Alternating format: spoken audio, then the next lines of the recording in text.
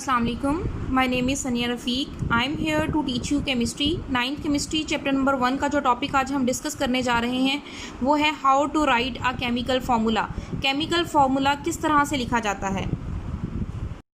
इसको डिस्कस करने से पहले हमें ये पता होना चाहिए कि एलिमेंट्स को हम किससे रिप्रेजेंट करते हैं, सिंबल से। तो कंपाउंड्स को किससे रिप्रेजेंट करते हैं, केमिकल फार्मूला से। Chemical formula of compounds are written keeping in the following 5 steps under consideration. First step को डिस्कस करने से पहले मैं आपको बता दूं कि जो भी केमिकल फार्मूला हम लिखते हैं उसमें मिनिमम 2 एलिमेंट्स और मैक्सिमम जितने मर्जी एलिमेंट्स मौजूद हो सकते हैं। मिनिमम 2 एलिमेंट्स का होना ज़रूरी है। उसमें एक पॉजिटिव एलिमेंट होता है और एक नेगेटिव एलिमेंट होता है। अब इसमें देखें, जो फर्स्ट स्टेप है इसमें बताया गया है symbols of elements are written side by side. जो सिंबल्स हैं उनको साइड बाय साइड लिखा जाता है।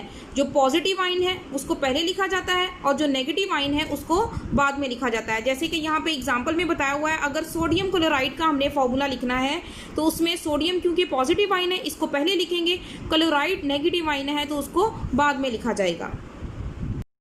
Second step is the valency is written on the right top corner of the element. अब जैसे कि एग्जांपल में आपको बताया हुआ है कि जो वैलेंसी है वो टॉप राइट कॉर्नर पे लिखी जाती है, पॉजिटिव वाले की प्लस में और नेगेटिव वाले की माइनस में।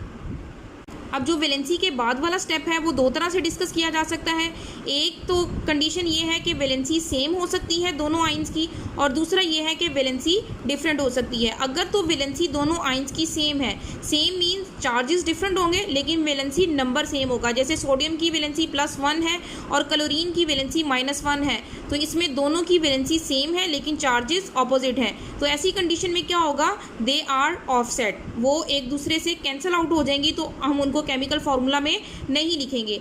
इस कंडीशन में केमिकल फार्मूला कैसे बनेगा, NaCl, सिंपल, ये एक दूसरे से कैंसिल आउट हो जाएंगी और केमिकल फार्मूला हमारे पास ये आ जाएगा। Second condition is if the valencies are different. अगर तो वैलेंसीज डिफरेंट हैं, जैसे हम यहाँ पे एग्जांपल ले रहे हैं कैल्शियम क्लोराइड की।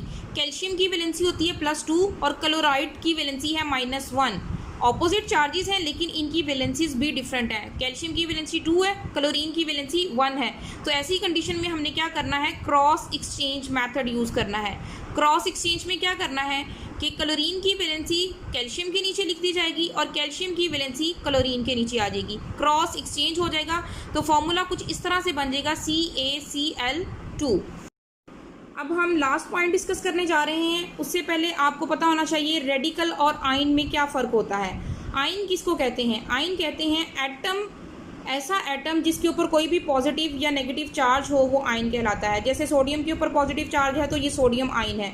लेकिन रेडिकल क्या होता है, रेडिकल हम कहते हैं combination of atoms which possess some charge, यानी 1, 2 या 2 से ज़्यादा जो एटम्स हैं अगर वो कोई चार्ज शो कर रहे हैं तो उसको क्या कहेंगे, रेडिकल। जैसे रेडिकल की एग्जांपल बताई हुई है SO4, ये ग्रुप ऑफ एटम है और इसके ऊपर -2 चार्ज है तो ये क्या बन गया है, रेडिकल। अब आ जाता है रेडिकल का केस। रेडिकल में हमने क्या करना है, रेडिकल में भी वैलेंसी को हमने क्रॉस एक्सचेंज मेथड से लिखना है, लेकिन इसमें हमने पैरेंथेसिस यूज़ करनी है अराउंड द रेडिकल। देखें यहाँ पे एग्जांपल मैंने ली है रेडिकल में कैल्शियम फॉस्फेट की।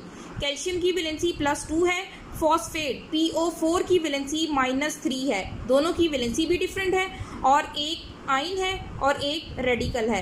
वैलेंसी सेम मेथड वही क्रॉस एक्सचेंज मेथड, लेकिन हम इसको लिखेंगे किस तरह से कि फॉस्फेट की वैलेंसी तो आ गई कैल्शियम के नीचे Ca3, लेकिन PO4 और PO4 पूरा हमने पैरेंथेसिस में लिखना है और उसके बाहर फिर हमने कैल्शियम की वैलेंसी लिख देनी है। यानी रेडिकल को केमिकल फार्मूला में लिखने का मेथड ये है कि उसके अराउंड हमने पैरेंथेसिस लगानी है, यानी रेडिकल के गिर्द हमने ब्रैकेट लगानी है। इसी तरह से अगली एग्जांपल है एल्यूमिनियम सल्फेट। एल्यूमिनियम की वैलेंसी +3 है, सल्फेट की वैलेंसी -2 है। क्रॉस एक्सचेंज मेथड से हम इसको लिखेंगे, ये बन जाएगी Al2SO4 होल थ्राइस। इनको पढ़ने का तरीका क्या है, Ca3PO4 होल ट्वाइस, यानी कैल्शियम फॉस्फेट। और अगर एल्यूमिनियम सल्फेट को पढ़ना है तो ये बन जाएगा Al2SO4 whole thrice. This is all about how to write a chemical formula. Thank you very much. अल्लाह हाफिज़।